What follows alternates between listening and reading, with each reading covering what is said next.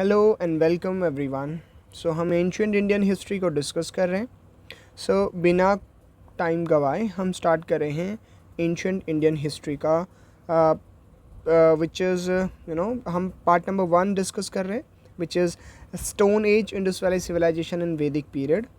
और हम पहुंच चुके हैं सब पार्ट नंबर 5 पे, जो कि है religious movement during later Vedic age. And इसमें हमने 4 कॉन्सेप्ट्स पढ़ने। First concept will be new religion of later Vedic period. Then हम आएंगे जैनिज्म पढ़ेंगे, देन बुद्धिज़्म, एंड देन हम आजीविका के बारे में पढ़ेंगे। So these are the 3 important and prominent sects जो कि हमें पढ़ने हैं, है ना। वैसे तो बहुत सारे सेक्ट इमर्ज हुए थे एट दैट टाइम, बट ये जो हैं ये मेजर हैं जो सर्वाइव कर पाए लंबे टाइम तक। So these were the important religious sect of that time. ठीक, नाउ अब हम स्टार्ट करते हैं religious movements during later Vedic period. So part number 5 religious movements during later Vedic period. इसका concept number 1 new religions of later Vedic period. Then पढ़ेंगे Jainism, then Buddhism and Ajivikas. So ये हमारा syllabus है और सिलेबस इम्पॉर्टेंट है समझना और ऐसे ऑर्गेनाइज करना, जो कि मैंने पहले भी डिस्कस किया हुआ है। सो अब स्टार्ट करते हैं कॉन्सेप्ट नंबर 1 से। अब नए रिलीजन इमर्ज करना शुरू करते हैं इन लेटर वैदिक पीरियड। तो आपके दिमाग में क्वेश्चन आ रहा होगा कि क्या मेन रीजंस थे जिनकी वजह से न्यू रिलीजन्स इमर्ज कर रहे हैं, न्यू सेक्ट जो हैं, डिफरेंट सेक्ट्स इमर्ज कर रहे हैं इस टाइम पे।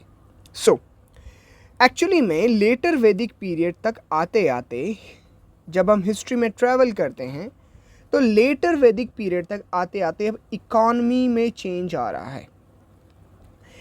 इकॉनमी हमेशा से एक इम्पॉर्टेंट फैक्टर रही है सोशल एंड रिलीजियस चेंजेस के लिए। So the economic changes will lead to the changes in the society, in religion and in different aspect of society. So अब क्या हो रहा है? तो एक तो हमने पढ़ा कि इकॉनमी, क्योंकि इकॉनमी अब ना सरप्लस, अब हम सरप्लस की तरफ जा रहे हैं, है ना। सरप्लस और मेन जो हमारा उस टाइम पे it was the agricultural economy. So agriculture was the backbone of economy at that time. और एग्रीकल्चरल सरप्लस के कारण अब ट्रेड भी बढ़ रहा था। सो जो क्लास है विच इज़ वैश्य क्लास, वो जो है वो प्रोमिनेंस में आ रही थी, है ना। उसका इम्पोर्टेंस बढ़ रहा था बिकॉज मेन टैक्स पेयर उस टाइम तक अब वैश्य क्लास बन चुकी थी। ब्राह्मण्स तो टैक्स पे नहीं करते थे, क्षत्रिय वो थे जो टैक्स लेते थे।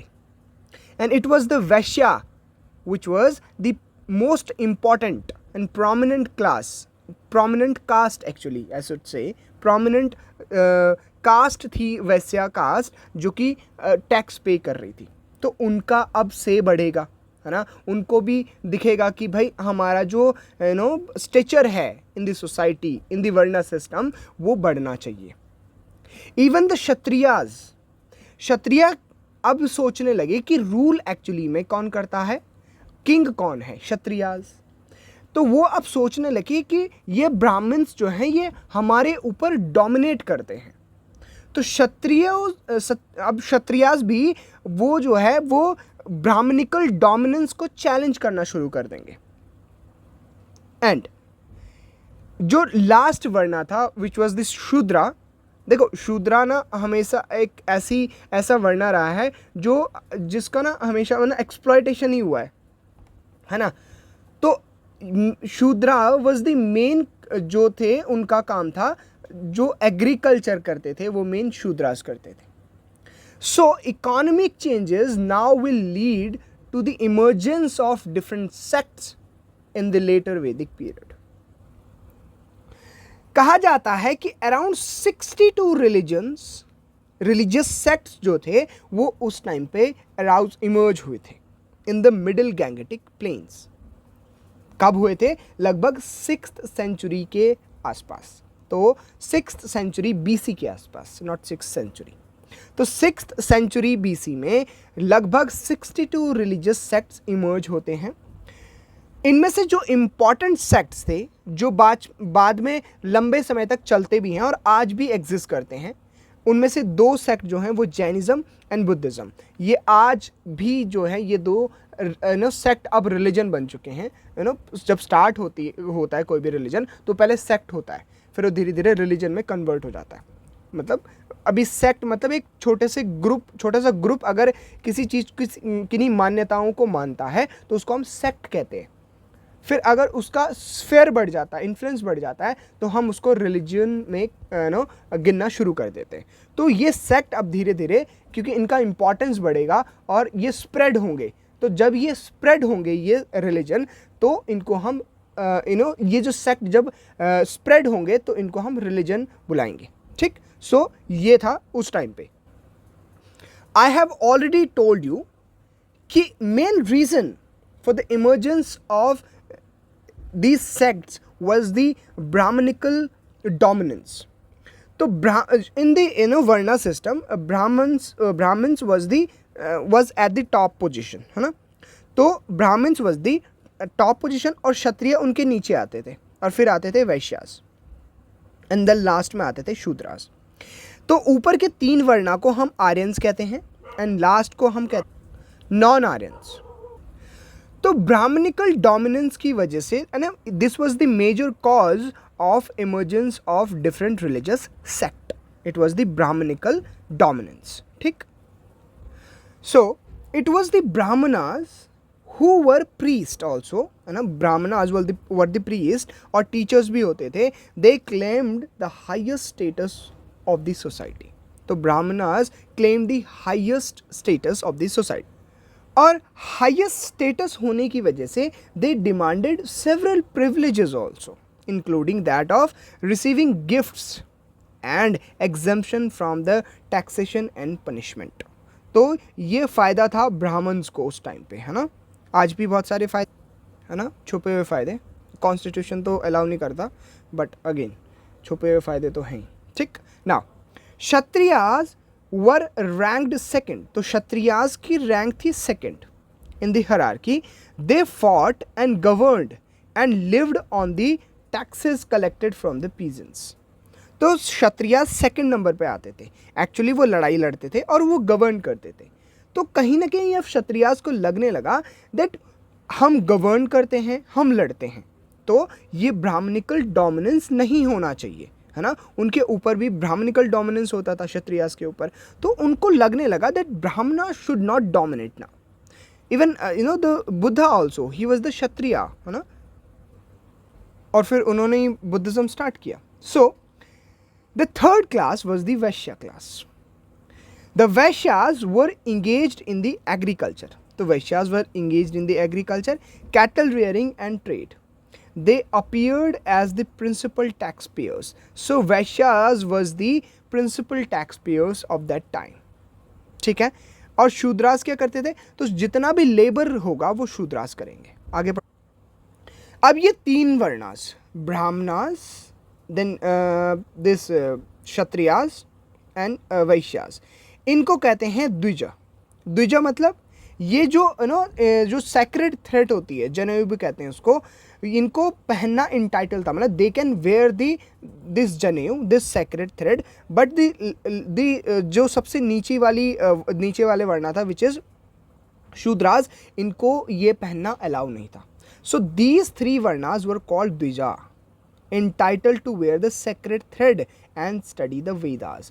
और शूद्रास को ना तो उनको वो ये sacred thread पहनने दिया जाता था और ना ही उनको अलाउ था कि वो वेदास को पढ़ सकते हैं। तो अब जो है letter Vedic period 6th century तक आते आते जो कॉम्प्लेक्स सिस्टम है वर्णा सिस्टम का, जो कॉम्प्लेक्सिटी है इन द वर्णा सिस्टम, अब वो इंक्रीज हो चुकी है। ठीक है, शूद्रास क्या काम करते थे? Shudras were meant to serve the 3 higher varnas. तो शूद्रास का मेन काम क्या होता था कि जो ऊपर के 3 हायर वर्णा है उनको सर्व करना, उनकी सेवा करना। They worked as domestic slaves and agricultural slave. तो तो जितना भी लेबर काम है, जितना भी जो मीनियल जॉब्स जिनको हम कह सकते हैं, वो सारे काम कौन करते थे? शूद्रास करते थे। The real cause of the rise of these new religion lays in the spread of new agricultural economy in the northeastern India. So the major cause was the new agricultural economy. ये main कारण था कि इतने सारे religious sect अब emerge कर रहे हैं 6th century के आसपास। The agricultural economy was the main reason behind flourishing so much of religion, so much of sect I should say, उस टाइम पे 6th century BC के आसपास। पॉपुलेशन भी बढ़नी शुरू हो गई थी, जैसा कि मैंने डिस्कस किया। इट वॉज द आयरन जिसकी वजह से हमने फॉरेस्ट को क्लियर करना शुरू किया था। सो आयरन के यूज़ की वजह से अब फॉरेस्ट को क्लियर करना शुरू किया और रिसोर्सेज बढ़ने लगे, तो अब जो है वो पॉपुलेशन भी बढ़नी शुरू हो जाएगी। So in the middle Gangetic plains large scale habitation begin in about 600 BC। तो अब जो है हम वेस्टर्न साइड से ईस्टर्न साइड की तरफ मूव करेंगे, है ना। पहले ईस्टर्न साइड में, ईस्टर्न इंडिया की बात कर रहा हूँ, उसमें उधर क्या थे, बहुत फॉरेस्ट थे, घने जंगल हुआ करते थे। बट आयरन की खोज से अब क्या होता है कि हम इजीली उन फॉरेस्ट को कट कर सकते थे। तो अब हैबिटेशन जो कि वेस्टर्न साइड में हुआ करता था, अब वो ईस्टर्न साइड की तरफ मूव करेगा, ठीक। So it was the iron tools made possible clearance of forests and supported the agriculture. So iron की discovery was the बहुत important थी और बहुत ही important part play किया है आयरन की डिस्कवरी ने in the this progress of human history में, जो कि हमने पिछली वीडियोज़ में भी डिस्कस।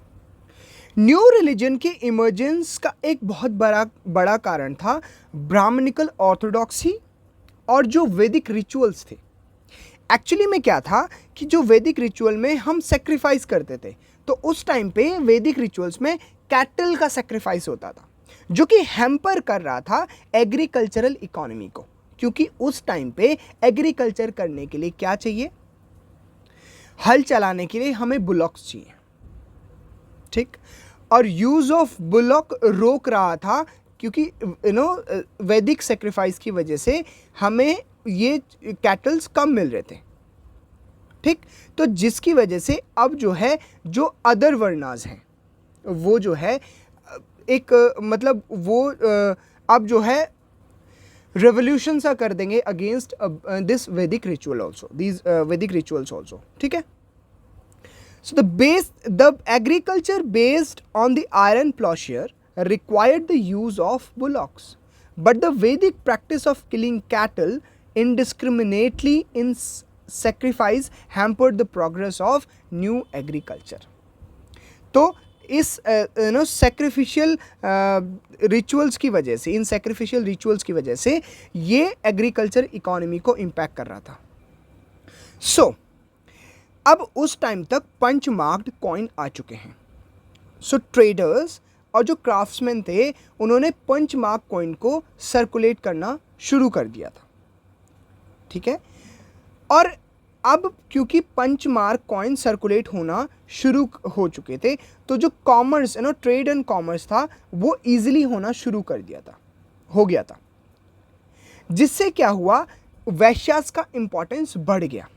द मेन कम्युनिटी जो कि ट्रेड करती थी वो आज भी करती है, मेन कम्युनिटी जो है वो वैश्या कम्युनिटी है, तो वैश्यास का इंपॉर्टेंस बढ़ जाता है, और जिससे अब जो है वैश्यास जो हैं अपने स्टेटस को इम्प्रूव करने का ट्राई करते हैं, और वो सोचते हैं दैट कि क्योंकि वो थर्ड प्लेस थे ना, सबसे पहले ब्राह्मण्स आते हैं, देन क्षत्रिय एंड देन वैश्यास, तो क्योंकि उनका इंपॉर्टेंस बढ़ गया है, तो अब वो देखते हैं they were looking for to improve their status in this society, जिससे कि वो नए रिलीजन की खोज करेंगे, और इम्पॉर्टेंट रिलीजन हो जाता है अब वैश्यास का। हम पढ़ेंगे आगे जैनिज्म जैनिज्म को फॉलो करते हैं वैश्यास बहुत ज़्यादा, even Jain community, they are very good entrepreneur also, right, बहुत ही अच्छा धंधा बनाते हैं वो लोग, ठीक। So the traders and craftsman started circulating punchmarked coin for the first time in the cities like Kaushambi, Kushinagar, Patliputra, Rajgir and Champa, etc. The use of commerce facilitated trade, which added to the importance of Vaishyas. So the Vaishyas who were placed third were looking to improve their status and looking for new religion. ठीक है, तो अब वैश्यास भी try करेंगे अपना status बढ़ाने का society में. Even the Kshatriyas also. The Kshatriya reaction against the dominance of the Brahmins was one of the cause of the new religion. क्योंकि वो अब उनको अपोज करने, ब्राह्मण्स को अपोज करना शुरू कर दिया था क्षत्रियाज ने भी, और क्षत्रियाज ने they reacted strongly against the ritualistic dominance of Brahmanas. तो ब्राह्मण्स के जितने भी रिचुअल्स होते थे, ये रिचुअलिस्टिक डोमिनेंस होता था, Brahmins were the main people जो कि वो सेक्रीफाइस करते थे या रिचुअल्स करते थे घर में जाके या क्षत्रियास के वहाँ पर, तो they were the main community जो कि रिचुअल्स करती थी. तो अब उन्होंने इसको दे स्ट्रांगली अपोज इट. और नाउ वर्धमान महावीरा जो कि गौतम बुद्धा बनते हैं बाद में, देखिए Vardhaman Mahavira, it was the 24th Tirthankara, है ना. तो Vardhaman Mahavira and Gautam Buddha both belong to the Kshatriya clan. और वर्धमान महावीर जैनिज्म के लिए जाने जाते हैं, 24th Tirthankar, and Gautam Buddha Buddhism के लिए जाने जाते हैं. सो ऐसे इन रीजंस की वजह से जो है नए रिलीजन इमर्ज करने शुरू करते हैं in the middle of 6th century BC. अब हम स्टार्ट करेंगे कॉन्सेप्ट नंबर 2 जो कि है जैनिज्म. अब जैनिज्म इमर्ज होता है in about 6th century BC के आसपास, ठीक है. सो जैनिज्म में हम क्या क्या पढ़ने वाले हैं? सबसे पहले हम जैनिज्म में इंट्रोडक्शन पढ़ेंगे, देन इंपॉर्टेंट तीर्थंकार्स के बारे में पढ़ेंगे, Mahavira the 24th Tirthankar of Jainism, then Jain philosophy के बारे में पढ़ेंगे, है ना, then spread of Jainism, Jain council, contribution of Jainism and sect. Schism हो गया था ना, टूट गया था ये सेक्ट भी, है ना. तो बाद में इनके सेक्ट में बहुत सारे सेक्ट इमर्ज करते हैं जैनिज्म में भी, ठीक है. Okay, introduction. Jainism is one of the oldest surviving religious tradition of India, being already well established in the 5th and 6th century BC. तो जैनिज्म जो है सबसे ओल्डेस्ट रिलीजन माना जाता है, इन जो 6th century BC में इमर्ज हुए थे, जैनिज्म जो है ओल्डेस्ट माना जाता है उनमें से. Jainism is primarily concerned with the purifying and liberating the soul from perpetual cycle of death and rebirth. तो जैनिज्म में जो मेन कॉन्सेप्ट है वो यही मानते हैं कि हम जो है जैना फिलॉसफी सेज कि जैनिज्म सेज दैट लिबरेट करेंगे सोल को, आत्मा को लिबरेट करेंगे. ये जो साइकिल बनी हुई है डेथ और रीबर्थ की, तो डेथ और रीबर्थ की इस परपेचुअल साइकिल से हम सोल को, आत्मा को क्या करेंगे? लिबरेट करेंगे, ठीक है. Now let's discuss important तीर्थंकारास and their symbols. Now ये important है इन्फॉर्मेशन और ये आपको याद रखनी है, ठीक है. अभी तक जितने भी इन्फॉर्मेशन हमने पढ़ी है उसमें से यही आपको समझना था कि क्या कॉजेज़ थे कि रिलीजन जो है इतने सारे सेक्ट जो है इमर्ज होते हैं. मेन कॉजेज़ हमें याद रखने हैं, दैट्स इट, उतना ही. उसके अलावा कुछ भी याद नहीं रखना, एंड वो भी ब्रॉड कॉजेज़ आपको याद रखने, ऐसा वो बहुत डीप जाके नहीं पूछते, ठीक. Now important Tirthankaras. सबसे पहले तीर्थंकार्स आते हैं Rishabhnath. Rishabhnath was the first Tirthankara. Rishabhnath, इनके बहुत सारे नाम हैं, जैसे ऋषभनाथ, देन ऋषभदेव, आदिनाथ एंड आदिदेव. इनका सिंबल है बुल, ये इंपॉर्टेंट है, ये याद रखना है. ऋषभनाथ फर्स्ट तीर्थंकारा, तो याद क्या रखना है? Rishabhnath first Tirthankar and symbol bull, that's it. अच्छा ये भी याद रखना है, बर्थ प्लेस भी याद रखना है। ये ना मैचिंग में क्वेश्चंस आते हैं, तो आपको ये ऐसे मैचिंग करने का क्वेश्चन आएगा। बर्थ प्लेस है अयोध्या एंड डेथ प्लेस है माउंट कैलाश, ठीक। तो ये इन्फॉर्मेशन याद रखनी है, थोड़ा फैक्चुअल है यहाँ पे, but try to remember these things. और ये याद करने का तरीका अगेन, आप इसको रिवाइज करते टाइम जो है इस इन्फॉर्मेशन पे ध्यान देना जो कि हमें याद रखनी है, तो आपको ये धीरे धीरे करके याद हो जाएगा, ठीक। Okay, now this was the he was the first Tirthankara, ठीक। सारे तीर्थंकार नहीं याद रखने, इवन सारे तीर्थंकार के बारे में हमें इन्फॉर्मेशन भी नहीं है, कुछ ही तीर्थंकार हैं जिनके बारे में हमें पता है, ठीक है। देन हम सेकंड तीर्थंकार के बारे में पढ़ेंगे। उनका नाम था Ajitnath. Ajitnath was the second Tirthankara. Symbol याद रखना है एलिफेंट, तो अजीतनाथ जी का सिंबल जो है एलिफेंट है। Again birth place was Ayodhya and death place जो था वो था सिकर जी। तो ये इन्फॉर्मेशन भी आपको याद रखनी है। बहुत समझने के लिए कुछ नहीं है, थोड़ी फैक्चुअल इन्फॉर्मेशन है एंड आई एम श्योर याद हो जाएंगे ना, 4-5 तीर्थंकार हैं वो याद हो जाएंगे। देन हम सीधा आते हैं 22 नंबर के तीर्थंकार पे, and the name is Neminath. तो नेमिनाथ 22 तीर्थंकार, सिंबल था इनका शंख, ठीक है, ये एच है, शंख। Birth place Sauripura and death place है माउंट गिरनार। इतना इन्फॉर्मेशन आपको याद रखनी है, ठीक। अब पहुंचते हैं 23 तीर्थंकारा पे जो कि है Parshvanath. Parshvanath 23 Tirthankara, symbol snake. Birth place Banaras which is Varanasi also, and death place है सिकर जी जो कि झारखंड में है, ठीक है। तो ये पार्श्वनाथ के बारे में इतना ही आपको याद रखना है। नाउ सबसे इंपॉर्टेंट तीर्थंकार इन द जैनिज्म जो कि है वर्धमान महावीर। वर्धमान महावीर के बारे में डिटेल में पढ़ते हैं। तो वर्धमान महावीर जो है वो 24th तीर्थंकार है और लास्ट तीर्थंकार है। सिंबल इनका है लॉयन, तो ये तो याद हो जाएगा आराम से, वर्धमान महावीर लॉयन पे बैठे हुए जैसे ऐसे। नाउ बर्थ प्लेस है वर्धमान महावीर का वैशाली। पिताजी का नाम सिद्धार्थ था and he was the head of Jnatrika clan. Information है, अच्छी इन्फॉर्मेशन है, आपको याद रखनी है। मदर, और ये important this information, mother was Trishala, ये हमने पहले ही पढ़ा था, and Trishala was the sister of Lichchhavi prince which is Chetana. हमने पढ़ा था चेतना की बहन जो कि फर्स्ट वाइफ ऑफ बिंबिसारा, हमने पढ़ा था। Chetana was the he was the king of Lichchhavi, और लिच्छावी लिच्छावी किंग की जो सिस्टर थी जिनका नाम है त्रिशाला, वो वर्धमान महावीर की मदर है। एंड चेतना की डॉटर, ठीक, जिनका नाम था चेलना, हमने पीछे पढ़ा था पिछली क्लास में। Chelna was the daughter of this Chetana, और वो थी बिंबिसारा की फर्स्ट वाइफ। तो आपको ये याद रखना है। ये यहाँ पे लिखा भी हुआ whose daughter was married to Bimbisara, ठीक है, टू बिंबिसारा। तो बिंबिसारा से अपनी बिटिया की इन्होंने शादी करी थी। He is contemporary of Gautam Buddha and Bimbisara, ठीक।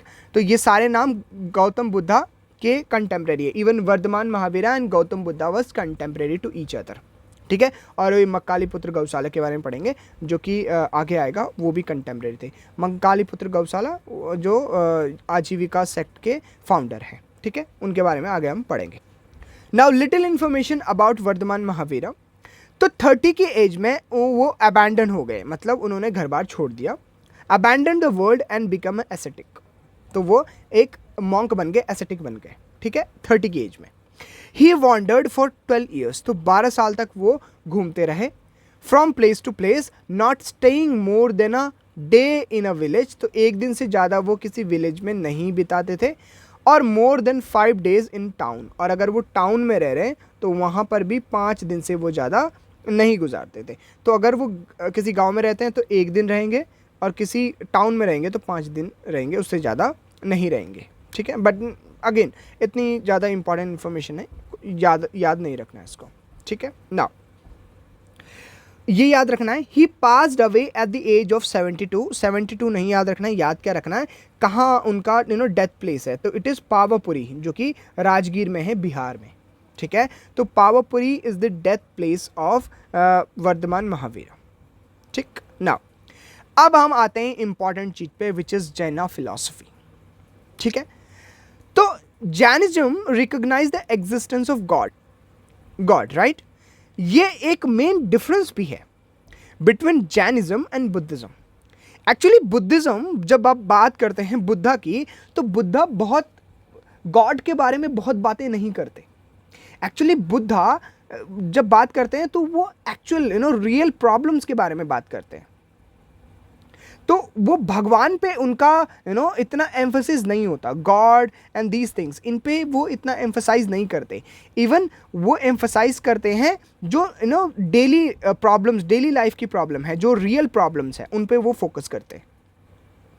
सो जैनिज्म वो रिकग्नाइज करते हैं गॉड को, बट बुद्धिज्म में ऐसा कोई कॉन्सेप्ट नहीं है। बट जब जैनिज्म, इवन जैना फिलॉसफी गॉड को रिकॉग्नाइज करती है, बट वो गॉड को जीना के नीचे रखते हैं, तो वो बोलते हैं सबसे ऊपर है जीना एंड देन आते हैं गॉड। तो वो ऐसे, तो जीना को वो टॉप पे रखते हैं एंड गॉड को वो क्या नीचे रखते हैं। तो God put God places lower than Jina, तो जीना के नीचे वो प्लेस करते हैं गॉड को। ये इन्फॉर्मेशन इंपॉर्टेंट है, ये आपको याद रखना है।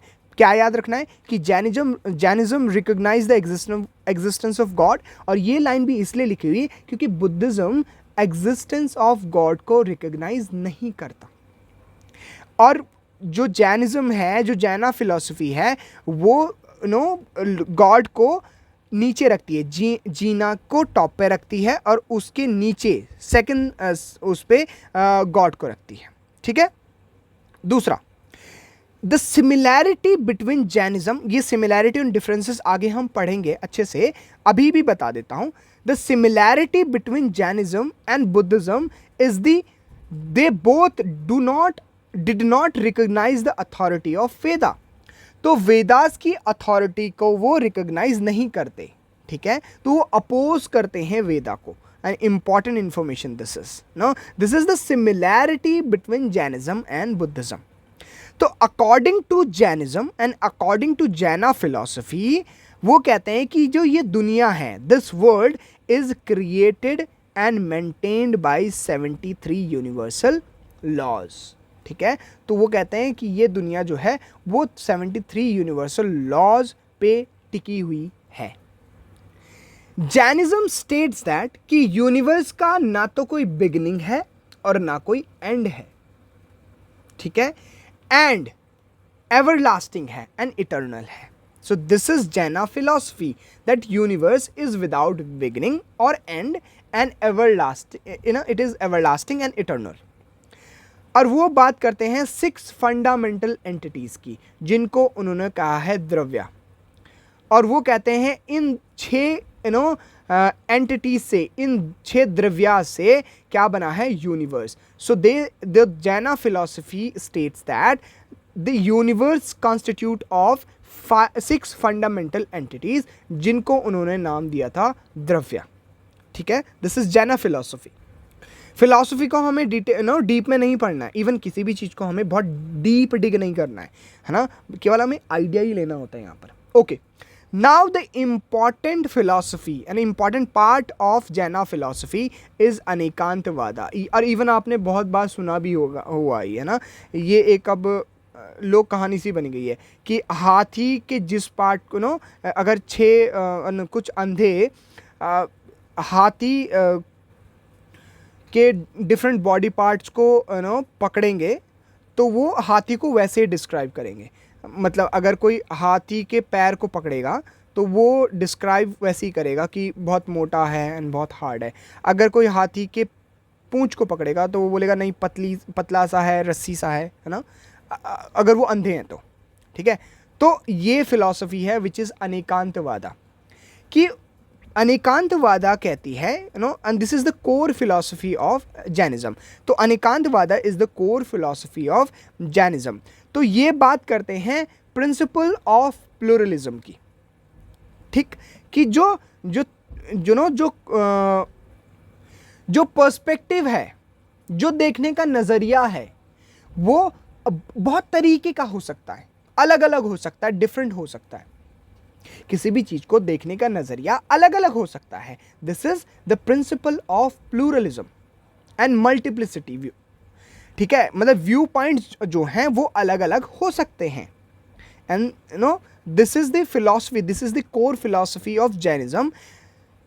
एंड दे ऑल्सो से कि जो रियलिटी है वो डिफरेंटली परसीव की जाती है, ठीक है। सो the notion that the reality is perceived differently from diverse point of view, मेरा point of view किसी चीज को देखने का कुछ और हो सकता है, और किसी अगले बंदे का, किसी डिफरेंट पर्सन का उसी चीज को देखने का व्यू अलग हो सकता है। So they accept this difference of view point and that no single point of view is complete truth, and this is the reality. I can have the different point of view, है ना। किसी चीज को जानने का, समझने का, मेरा देखने का नजरिया अलग हो सकता है, और होता है। I have the different point of view than others, and that's how we are different from each other, no? इसीलिए हमारे थॉट्स अलग हैं, हमारे विचार अलग हैं, क्योंकि हम किसी भी चीज को अलग अलग पॉइंट ऑफ व्यू से देख सकते हैं। And this is the beauty, है ना। ह्यूमन माइंड की ब्यूटी क्या है कि हम हर चीज को अलग अलग पॉइंट ऑफ व्यू से देख सकते हैं, और हर पॉइंट ऑफ व्यू को हमें रिस्पेक्ट करना चाहिए। एंड स्पेशली जब हम ह्यूमैनिटीज के सब्जेक्ट को पढ़ते हैं, सो हर नॉलेज एक पर्सपेक्टिव है। It is a view point, it is a perspective. ना कुछ गलत है और ना कुछ सही है, it is just a perspective. तो एकेडमिक्स में बहुत रेडिकल नहीं होना होता, है ना। Everyone have his and her own view points, तो हमें हर किसी के व्यू पॉइंट्स को रिस्पेक्ट करना चाहिए, क्योंकि हर किसी का व्यू पॉइंट अलग हो सकता है। And this is very important philosophy, और बहुत अच्छी फिलॉसफी है ये। We should follow this. हमें हर किसी के व्यू पॉइंट को रिस्पेक्ट करना चाहिए, है ना। कुछ भी ऐसा नहीं है कि कुछ भी फंडामेंटल नहीं है। तो एक्सेप्शंस होते हैं और व्यू पॉइंट अलग अलग होते हैं, और होने भी चाहिए। तभी जो नॉलेज है, जो हमारा देखने का नज़रिया है, वो बढ़ता है, उसका दायरा बढ़ता है। Now next important thing about the Jainism, कि जैनिज्म ने वर्ना सिस्टम को कंडेम नहीं किया, और बुद्धिज्म वर्ना सिस्टम की बात ही नहीं करता। इवन जैना फिलॉसफी वो कर्मा थ्योरी को भी मानती है, और वो कर्मा थ्योरी को मानती है, इसीलिए वो लाइफ एंड रीबर्थ के साइकिल को मानती है, और उससे छुटकारा दिलाने की बात करती है Jaina philosophy. So this is the important information, you must remember this. Now they do talk about the doctrine of karma, ठीक है। So according to Mahavira, every object has soul. तो ये आत्मा की बात भी करते हैं, जबकि बुद्धिज्म आत्मा परमात्मा की बात नहीं करते। तो Jaina philosophy says karma is the bane of the soul and must be ended, ठीक है। तो वो कहते हैं कि कर्मा जो है वो मेन बंधन है, जो सबसे बड़ा बंधन है सोल का, आत्मा का, वो है कर्मा, और इसको खत्म किया जाना चाहिए, ठीक।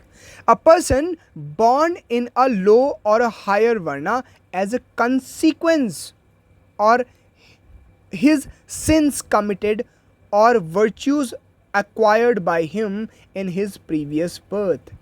तो वो जैना फिलॉसफी सेज कि आप किस वर्ना में पैदा हुए हैं, ये डिसाइड हो गया था कि आपने पिछले बर्थ में कौन से पाप किए थे या कौन से अच्छे कर्म किए थे।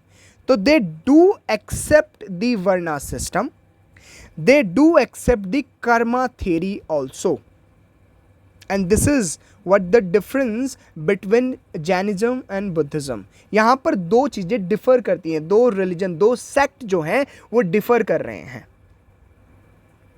तो the doctrine of karma, they accepted, the Jaina philosophy accepted this doctrine of karma, and they says the surest way of annihilate these karma is the practice of penance.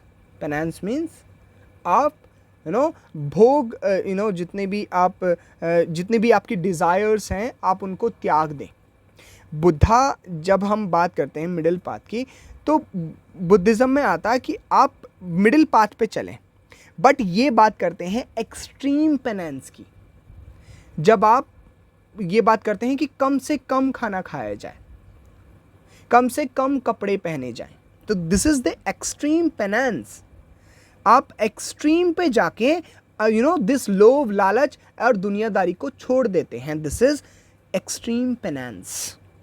But Buddhism talk about middle path, कि आप उतना ही खाएं जितनी आपकी body को ज़रूरत है. But Jainism कहता है कि आप बहुत कम खाएं, मिनिमम खाएं.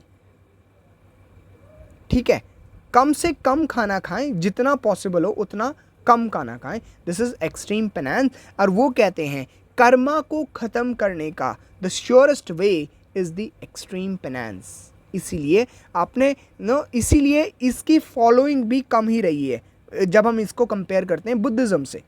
बुद्धिज़्म के फॉलोअर्स ज़्यादा इसीलिए हैं क्योंकि वो इजी रिलीजन था.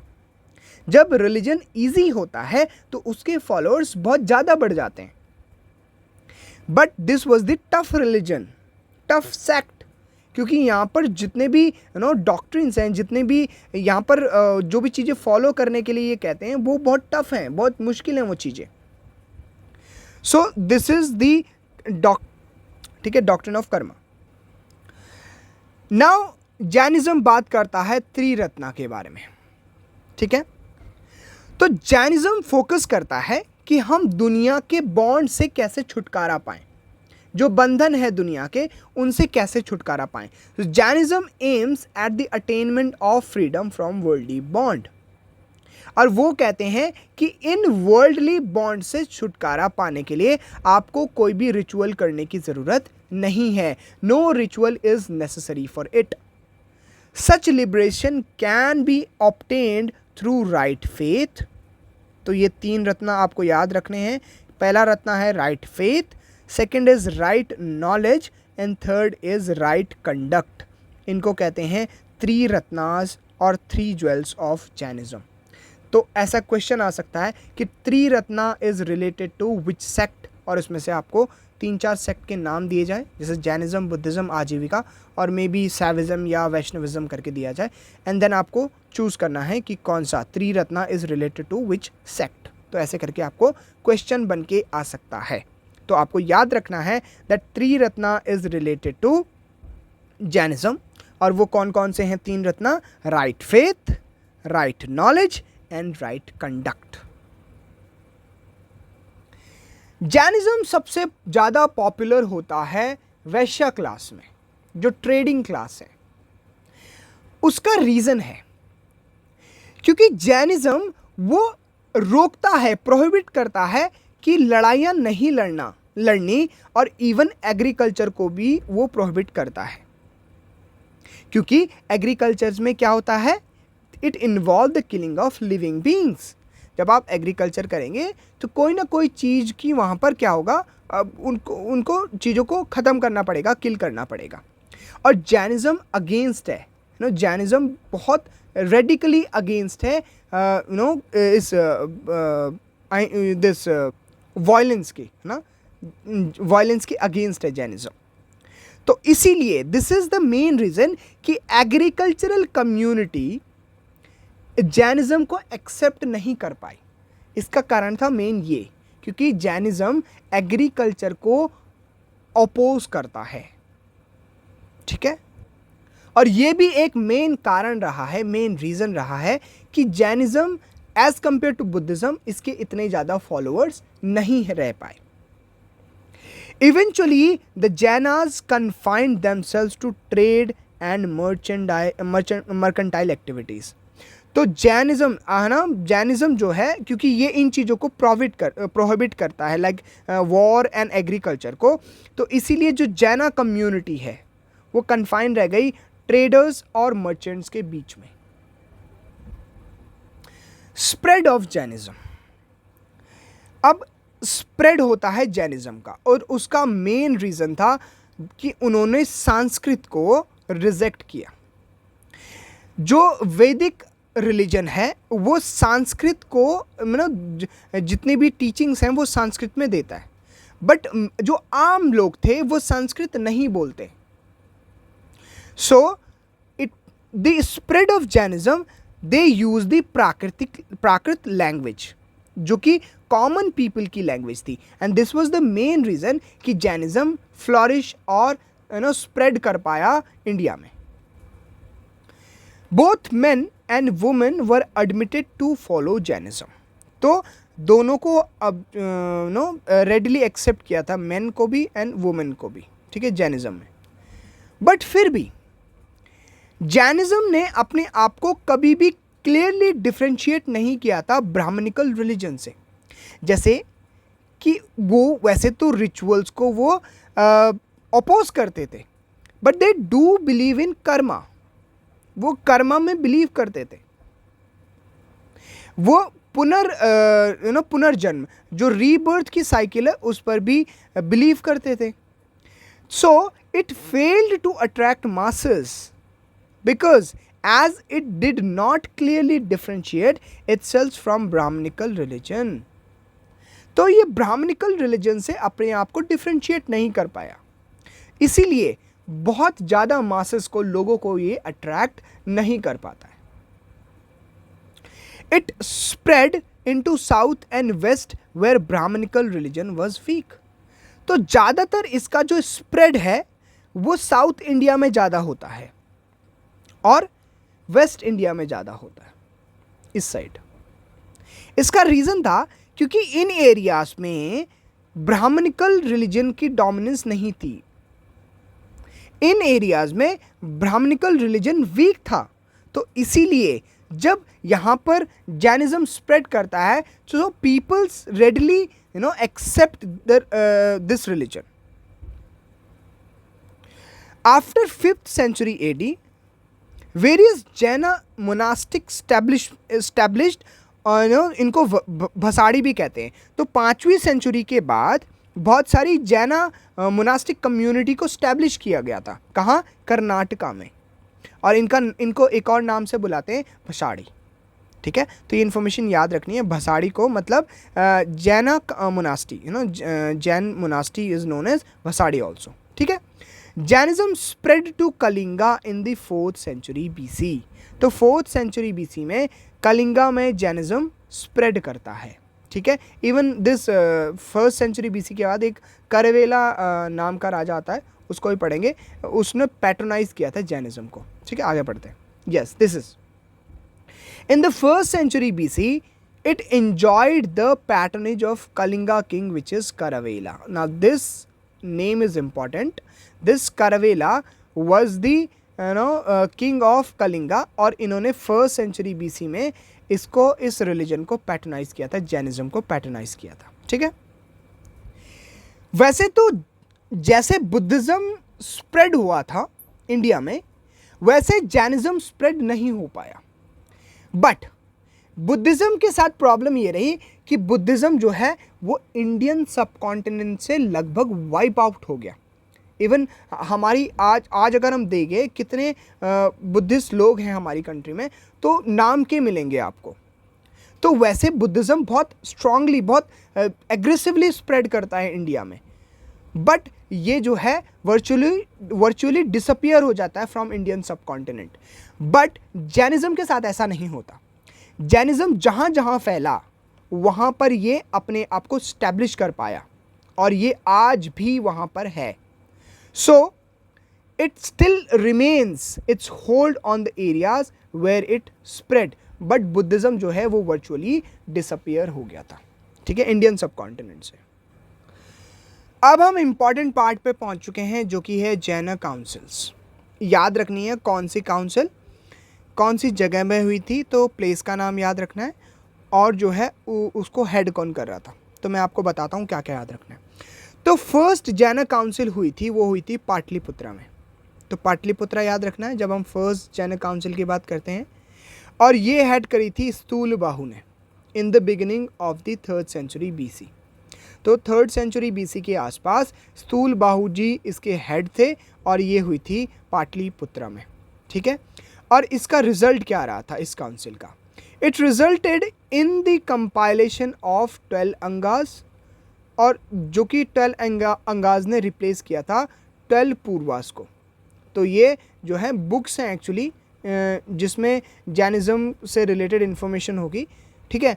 तो ये जैना बुक्स हैं जो कि 12 अंगाज इसको रिप्लेस किया था, 12 अंगाज से किनको? 12 पूर्वास को, ठीक है, जो कि खो गए थे एक्चुअली। 12 जो पूर्वास थे वो खो गए थे, इसलिए अंगाज से उसको रिप्लेस किया था। अब आती है सेकंड काउंसिल के बारे में। ये हुई बलवी में। तो याद रखना बलवी इज़ अ प्लेस जहाँ पर सेकंड काउंसिल हुई थी। 1st सेंचुरी AD के आसपास हुई थी और लीडरशिप किसने दी थी इनको? सो देवारदी। देवारदी इज़ द नेम जो कि यहाँ पर इसको हेड करेंगे, ठीक है। देवारदी शमशर्मना, तो पूरा नाम है इनका Devardhi Kshamashramana, and resulted in a final compilation of 12 Angas and 12 Upangas. तो ये बुद्ध जैन लिटरेचर है ये 12 अंगाज एंड 12 उपांगास। तो ये सेकंड काउंसिल में ये बने थे, ठीक है। इसमें इतना ही है। नाउ अब आता है मेन चीज़ कि कंट्रीब्यूशन क्या किया है जैनिज्म ने। तो पहली बात, डिस्कार्डेड संस्कृत एंड अडॉप्टेड प्राकृत। तो इन्होंने संस्कृत को डिस्कार्ड किया और जो कॉमन लोगों की लैंग्वेज थी प्राकृत उसको अडॉप्ट किया। The literature was written in Ardha Magadhi. तो अर्ध मगधी में लिटरेचर को लिखा गया था। ये याद नहीं रखना, बट ये आपको याद रखना है कि इन्होंने जो है कम्युनिकेट जब ये करते थे ये जो है ये प्राकृत में करते थे, ठीक है। ओके, ना लैंग्वेज में भी इनके बहुत सारे कंट्रीब्यूशन हैं। जैसे बहुत सारी रीजनल लैंग्वेजेस हैं जो कि डेवलप हुई थी संस्कृत से, पर्टिकुलरली जो मराठी है वो जो है प्राकृत से, संस्कृत से नहीं, प्राकृत से ही डेवलप हुई है Marathi.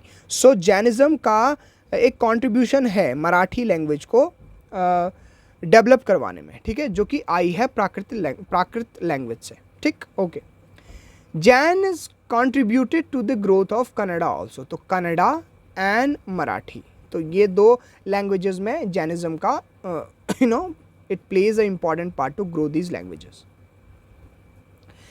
Jains composed the earliest important work in the Apabhramsha and compiled its first grammar. तो Apabhramsha is the first grammar जो कि जैनाज ने कंपोज की थी। याद रखना है Apabhramsha, ठीक है, ये जैनाज ने कंपोज की थी और ये ग्रामर है एक्चुअली, ठीक है, फर्स्ट ग्रामर। ओके, बात करते हैं स्कल्पचर में और हेरिटेज में इनका क्या कंट्रीब्यूशन है। तो इनिशियली जैसे बुद्धिस्ट ने, जैना जो थे वो भी क्या थे? इमेज वर्शिपर नहीं थे। तो एक्चुअली में बुद्धिज़्म में भी इमेज वर्शिप नहीं होती थी और जैनिज्म में भी इमेज वर्शिप नहीं होती थी। But later on they began to worship Mahavira and other Tirthankaras. तो उन्होंने महावीर और जो अन्य तीर्थंकार थे उनकी मूर्तियां बनाना और उनको पूजना शुरू कर दिया। बट इनिशियली ये मूर्ति पूजा में विश्वास नहीं रखते थे, क्योंकि ये रिचुअल्स में विश्वास नहीं रखते थे, तो इसीलिए मूर्ति पूजा इज़ अ रिचुअल ना, तो ये उसको मूर्ति पूजा नहीं किया करते थे शुरू में। बट लेटर ऑन जैसे कि बुद्धिज़्म में भी होता है, ये मूर्ति पूजा स्टार्ट कर देते हैं, ठीक है। अब अगली इंपॉर्टेंट चीज़ जो है वो है सिज्म इन जैनिज्म, कि जैनिज्म के टुकड़े कैसे होते हैं, तो ये आपको याद रखना है। सो जैनिज्म का फर्स्ट जो सिज्म होता है वो दो में होता है, विच इज़ एक है श्वेतांबर और एक है दिगंबर। तो श्वेतांबर वो लोग होते हैं जो सफ़ेद कपड़े पहनते हैं, एंड ये जो दिगंबर्स हैं दे ये जो है न्यूड्स होते हैं ये, ठीक है, ये कपड़े नहीं पहनते। देन श्वेतांबर से निकलता है स्थानकवासी एंड तेरापंथी। तो श्वेतांबर से दो और सेक्ट निकलते हैं, स्थानकवासी एंड तेरापंथी। दिगंबर से दो निकलते हैं, एक को कहते हैं तरनपंथ और तेरापंथी, ठीक है, तरनपंथ और तेरापंथी। तो ये जो है सेक्ट हैं बुद्धिज्म के। और भी सेक्ट हैं, बड़ी आपस में बाद में आके मिल जाते हैं। तो मेजर सेक्ट जो हैं आपको यही याद रखने हैं, श्वेतांबर एंड दिगंबर। श्वेतांबर से स्थानकवासी तेरापंथी एंड दिगंबर से तरनपंथ एंड तेरापंथी, ठीक है, ओके। अब हम जानते हैं कि जैनिज्म में कहाँ से स्टार्ट होती है सिज्म होने की, जो ये टुकड़े हुए हैं वो कहाँ से स्टार्ट होते हैं। तो होता क्या है, अब क्योंकि इस टाइम पे एक फेमाइन आता है, ठीक है, मगधा रीजन के आसपास एक फेमाइन आता है। So some migrate, some Jainas, even many Jainas, they migrated to south. और साउथ में जब ये जाते हैं तो इनकी लीडरशिप कौन करता है, इनके लीडर होते हैं स्थूल बाहु, याद रखना है, ठीक है। स्थूल बाहु जो हैं वो साउथ में जाते हैं लोगों के साथ, क्योंकि नॉर्थ में मगधा के आसपास फेमाइन पड़ती है, ठीक है, फेमाइन होती है, जिसकी वजह से ये साउथ की तरफ माइग्रेट करते हैं। नॉट स्थूल बाहु, भद्रबाहु, सॉरी। तो ये माइग्रेट करते हैं भद्रबाहु के लीडरशिप के अंडर। और कुछ जो जैनास थे वो मगधा में ही रहते हैं स्थूल बाहु के अंडर, ठीक है। तो भद्रबाहु वाले माइग्रेट करेंगे साउथ इंडिया में, और स्थूल बाहु वाले वो जो हैं वो मगधा में ही स्टे करेंगे ड्यूरिंग दिस फेमाइन, ओके।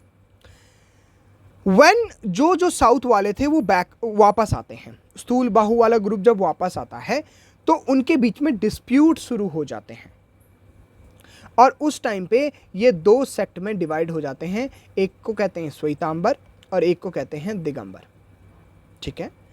तो श्वेतांबर्स जो हैं वो सफ़ेद कपड़े पहनते हैं, जैसे मैंने पहले बताया, एंड दिगंबर्स जो हैं वो ये वुमेन्स एक्चुअली, तो ये एक्चुअली दिगंबर सेक्ट का दिया हुआ है। तो श्वेतांबर्स जो हैं वो वाइट क्लोथ्स पहनते हैं एंड दिगंबर्स वो जो हैं वो न्यूड होते हैं।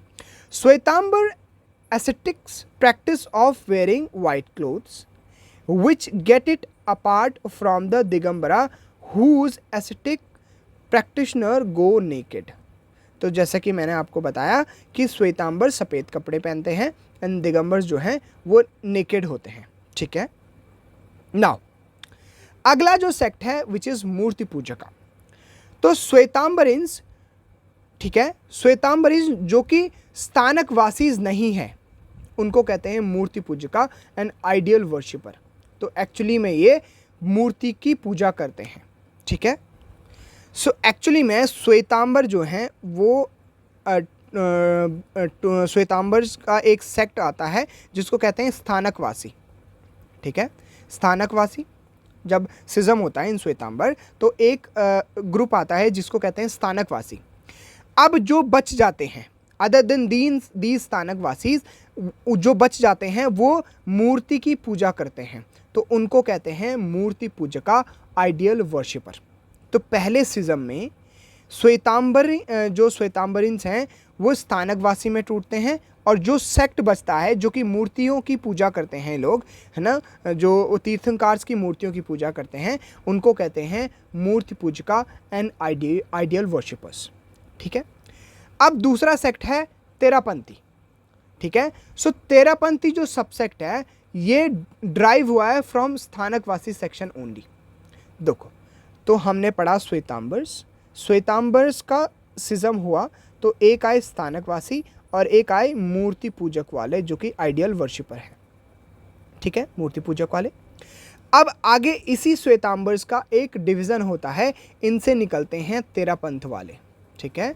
सो तेरापंथी यहाँ से निकलेंगे।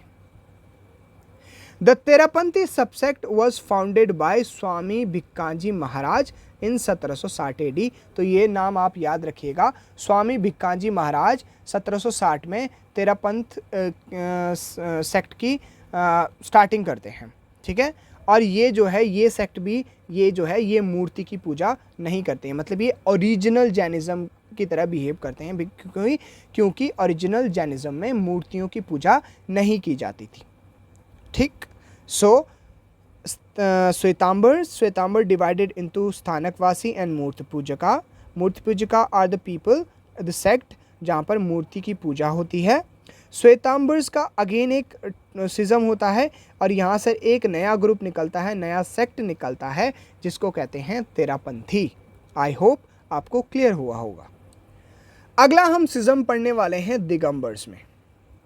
दिगंबर में भी दो सिज्म, तेरापंथ एंड तरनपंथ एंड तेरापंथ। तेरापंथ को बिशपंथ भी कहते हैं। ठीक है। सो दो सिज्म हुए हैं दिगंबर के। एक हुआ है Taranpanth, it is a Taran, and दूसरा है तेरापंथ। ठीक है, जिसको हम बिशपंथ भी बोलेंगे। ठीक। सो अब हम बात करते हैं तरनपंथी की। ठीक है। सो जो तरनपंथीज हैं this Taranpanthi sect was founded by the Taran Swami. कहाँ पर? बुंदेलखंड में, लगभग 1505 एडी की हम बात कर रहे हैं, आज से लगभग 520 साल पहले, 520 एंड समथिंग ईयर्स बिफोर। ठीक है। They do not believe in the ideal worship. तो ये आइडियल वर्शिपिंग में बिलीव नहीं करते।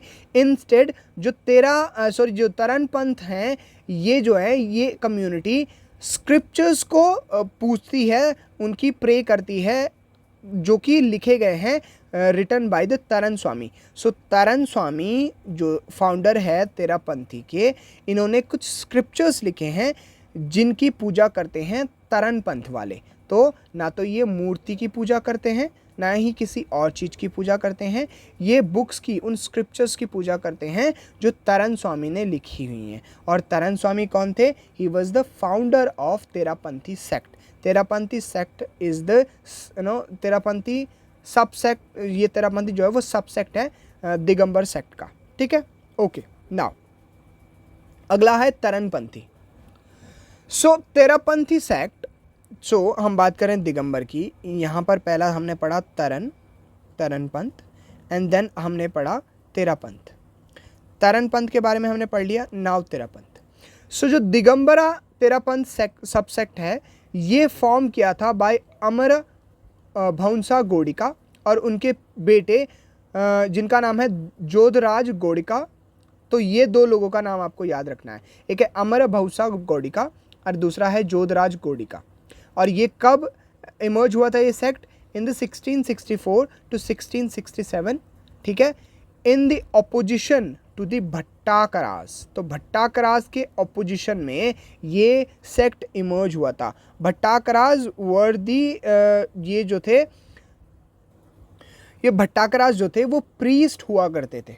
ठीक है। सो ये भट्टाकरास दिगंबर सेक्ट के प्रीस्ट हुआ करते थे और इन लोगों ने ये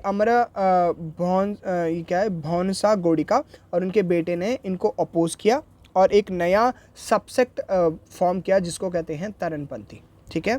सो तरनपंथी नहीं, तेरापंथी। तरनपंथी तो पिछला था। Terapanthi subset sect among the Digambara Jains emerge around Jaipur. Place का नाम याद रखने की ज़रूरत नहीं है, बट ये दो लोगों के नाम याद रखने हैं आपको। They oppose the worship of various minor gods and goddesses using flower in the worship। ठीक है। तो इन्होंने अपोज किया माइनर गॉड एंड गॉडेसेस की वर्शिप के लिए। ठीक है, जो कि भट्टाकरास किया करते थे उस टाइम पे। नाउ अगला सेक्ट है बिशपंथ।